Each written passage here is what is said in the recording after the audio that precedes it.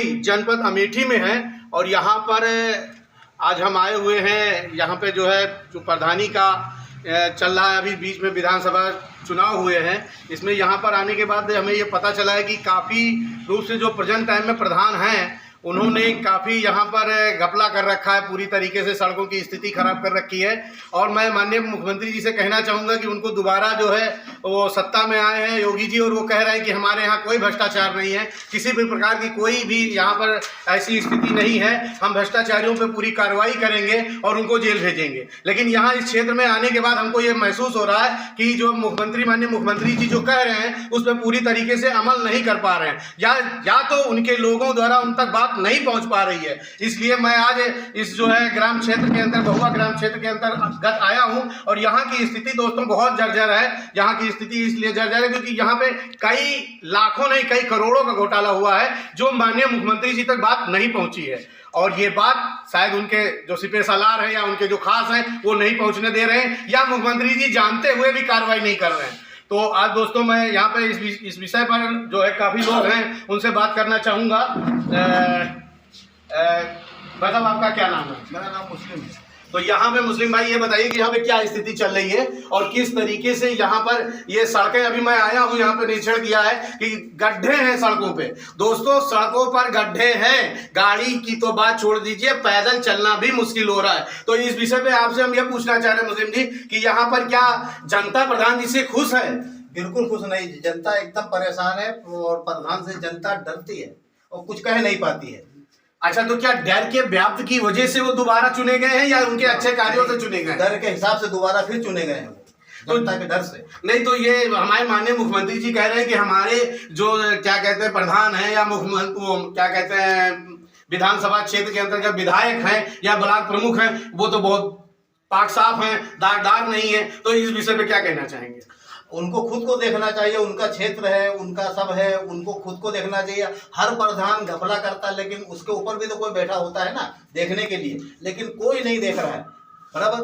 और हमारे यहाँ इतने गरीब लोग हैं, उनके घर देख लीजिए, उनको आवास नहीं मिला हुआ, लेकिन जिनके पक्के घर बने हुए, जिनके वहाँ ट्रैक्टर खड़ा है, उनको 2-2, 3-3 आवास दिया गया और गरीबों को एक आवास नहीं दिया गया, बराबर। यहाँ की हमारे वहाँ एक ईदगाह है, ईदगाह पे बता दिया गया कि हमने इंटरलॉकिंग लगा दिया, लेकिन वहाँ पर मट्टी तक नहीं पड़ी हुई। तो मुस्लिम जी ने पहुँचाया लेकिन कार्रवाई कुछ होती नहीं है, कागज पे कुछ लिख के कोई जांच करने यहाँ आ ही नहीं पाता है, ब्लॉक से ही वापस चला जाता है। देखिए राजधानी लखनऊ के करीब में अमेठी क्षेत्र बहुत दूर नहीं है, लेकिन फिर भी अमेठी में इस तरीके से कार्य चल रहा है। जो इंटीरियर एरिया के जो क्या कहते हैं जिले हैं उनकी क्या स्थिति होगी, आइए इसी क्रम में हम और लोगों से भी बात करते हैं। यहाँ काफी लोग हैं।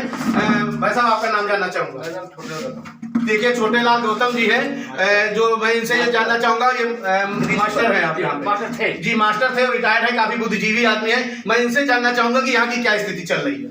साहब आप देखिए है कैसा रास्ता है, कैसा सब कुछ है। यहाँ कोई सड़क है, नहर है, और नहर तो है लेकिन पानी नहीं आता, सड़क है ही नहीं है। आप देख के ही आए हैं, जो सड़क बहुत टूटी हुई है, आगे नाला पड़ता है, उसका पुल बेहतर नजदीक हो जाए, लेकिन नहीं बना है।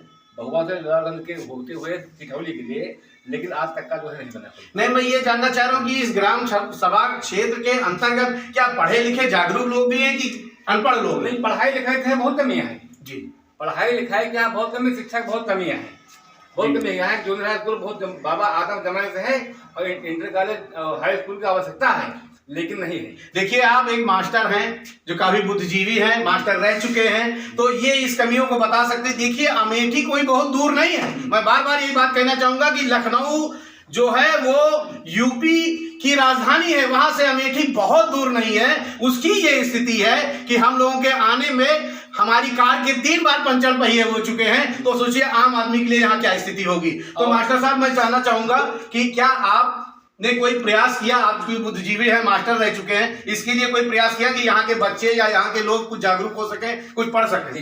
यहाँ पर 2 साल पहले सुन पड़ा था कि उच्चीकृत हाई स्कूल होने वाला है भगवा में। जी, ये मैंने सुना कि उच्चीकृत हाई स्कूल होने वाला है, जबकि यहाँ जगह भी है, स्कूल की ही जगह है जी, लेकिन आज तक नहीं हुआ।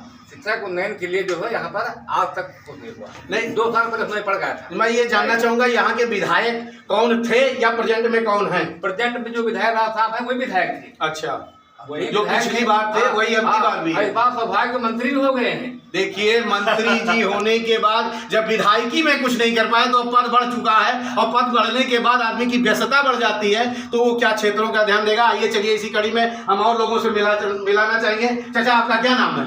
मोहम्मद इश्तियाक। जी के मोहम्मद इश्तियाक जी, मैं ये जानना चाह रहा हूँ कि आप क्या यहाँ के शासन प्रशासन के कार्यों से, प्रधान जी के कार्यों से, या यहाँ के विधायक जी, तो मोहम्मद हसन जी मैं ये जानना चाहूँगा कि यहाँ की क्या स्थिति है? स्थिति यहाँ बहुत खराब है। बहुत खराब है। गरीब बहुत परेशान है। गरीब परेशान है। न यहाँ नाली है, जी। न खंजा है, न लेटरिन है, न कुछ। क्या नाम बताया आपने? मोहम्मद हसन। देखिए, मोहम्मद बीमार होते हैं कैसे? नहीं, मोहम्मद हसन जी का कहना है कि यहाँ गरीबों की संख्या ज्यादा है और जो अमीर है वो बहुत ज्यादा अमीर हो गए। मैं ये कहना चाहूंगा कि क्या यहाँ पर अस्पतालों की क्या व्यवस्था है? कुछ नहीं। क्या यहाँ पर जो सरकारी एम्बुलेंस 108 चलती, क्या वो समय पर पहुँच पाती है? समय पे आती है, वो रास्ता गड़बड़ है, इसके मारे लेट आता है। तो ऐसी स्थिति में तो मुझे लगता है कि यहाँ पे मरीजों की तो बुरी हालत हो जाती होगी, कई मरीज मर भी जाते होंगे। और क्या, मर जाते हैं रास्ते में, ले जाते मर जाते हैं बेचारे, क्या करेंगे। ऐसी रास्ता तो यहाँ की तो बहुत दयनीय स्थिति है। बहुत ज्यादा।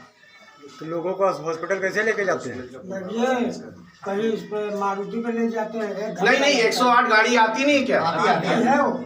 अच्छा, विलम्ब करती है, देर से आती, रास्ता खराब होने के कारण, जिस वजह से मरीज को तत्काल जो है उपचार की व्यवस्था में स्वयं की गाड़ी से ले जाना पड़ता है। चलिए आइए इसी कड़ी में और भी लोगों से मिलवाते हैं। भैया, आपका क्या नाम है?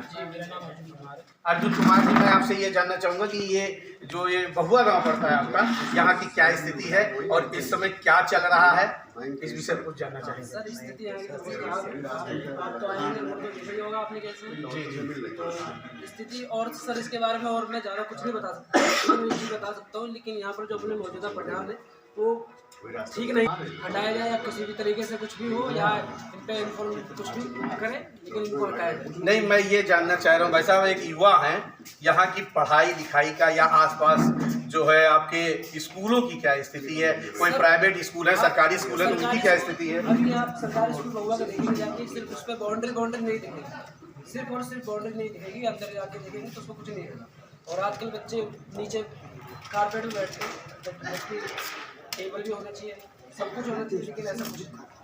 देखिए, माननीय मुख्यमंत्री जी के साथ साथ हमारे प्रधानमंत्री मोदी जी ने भी कहा है कि शिक्षा पर हम विशेष ध्यान देंगे, और उन्होंने मॉडल स्कूल बनाने की पूरी कोशिश की है। उन्होंने पूरा कोशिश किया है कि प्राइमरी स्कूल को मॉडल बनाया जाए और उसमें हर व्यक्ति, हर वर्ग के व्यक्तियों के बच्चों की पढ़ाई सुचारू रूप से हो सके, और जिसके फलस्वरूप उन्होंने काफ़ी सुविधाएं दी हैं, जिसमें कपड़े और जो है वहाँ पे अनाज खाना इस तरीके का। लेकिन फिर भी यहाँ जो बहुआ गांव का क्षेत्र है, यहाँ की स्थिति तो यहाँ के ग्रामीण ही बता रहे हैं। चलिए आगे और इसी में कई लोगों से बात करते हैं।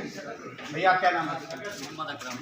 मोहम्मद अकरम जी, आप तो नवयुवक हैं, यहाँ की क्या स्थिति बहुआ गाँव? स्थिति तो बहुत बेकार है हमारे मौजे के अंदर। अच्छा। कोई विकास नहीं है जी, बस विकास के नाम पे बस खाली घोटाला हो रहा है जी। जमीनी स्तर पे काम नहीं, कागज पे पूरा काम दिखाया जा रहा है, पूरी पेमेंट हो रही है, लेकिन यहाँ कोई काम नहीं। कितनी एप्लीकेशन, कितनी RTI लगाई गई, कोई अभी तक कोई जांच नहीं। एप्लीकेशन किसको दिया? दोस्तों देखिए, इसको लेकर यहाँ जनता में काफी रोष भी है, इस रोष में भी है, प्रत्याशी भी और इसमें काफी रोष है, और ये यहाँ के प्रत्याशी भी रह चुके हैं। ये नवयुवक हैं, इन्होंने कोशिश की कि यहाँ की स्थिति सुधारी जाए। चलिए आइए इसी कड़ी में और भी लोगों से मिलवाते हैं। दादा, क्या नाम है आपका?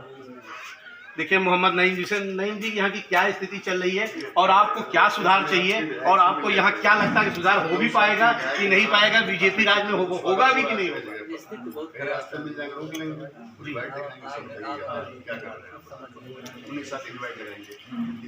हम लोग भी इंतजार कर रहे हैं।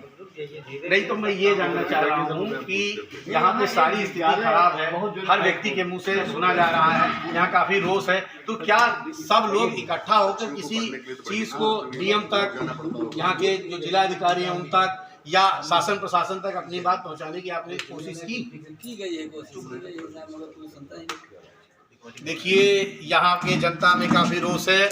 सब कुछ करने के बावजूद भी आज स्थिति ये है कि कोई अधिकारी, जिला अधिकारी या विधायक या यहाँ के बड़े उच्च पदाधिकारी सुनने के लिए तैयार नहीं है। पूरी स्थिति खराब है। क्षेत्र की हर न्यूज को सबसे पहले देखने के लिए सब्सक्राइब करना ना भूलें।